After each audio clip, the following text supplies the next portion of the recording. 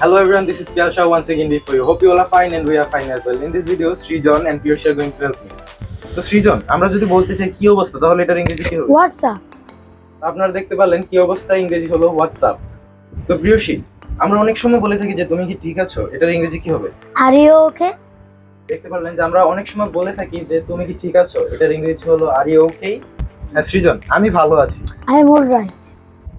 তো প্রিয়সী, আমরা যদি বলতে চাই আমি ক্লাস 6 এ পড়ি, এটার ইংরেজি কি হবে? I read in class 6। তো আপনি দেখতে পারলেন যদি আপনি ক্লাস 6 এ পড়েন তাহলে আই রিডিং ক্লাস 6। যদি আপনি বলতে চান আমি ক্লাস 8 এ পড়ি তাহলে বলবেন আই রিডিং ক্লাস 8।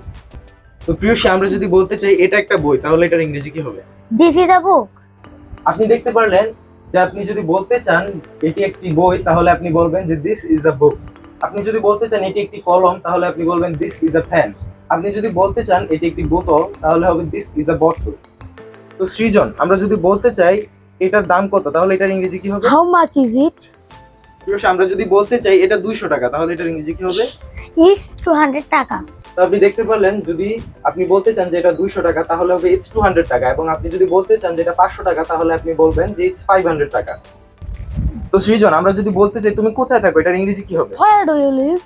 তো প্রিয়সী, আমরা যদি বলতে চাই আমি গৌরীপুর থাকি তাহলে এটার ইংরেজি কি হবে? I live in Gauripur. তো আপনি দেখতে পারলেন যে আপনি যদি বলতে চান আমি কুমিল্লা থাকি তাহলে আপনি বলবেন যে আই লিভ ইন কুমিল্লা। আপনি যদি বলতে চান আমি ঢাকা থাকি তাহলে বলবেন যে I live in Dhaka. Thanks for watching hour videos. Don't forget to subscribe our channel to get these kinds of videos.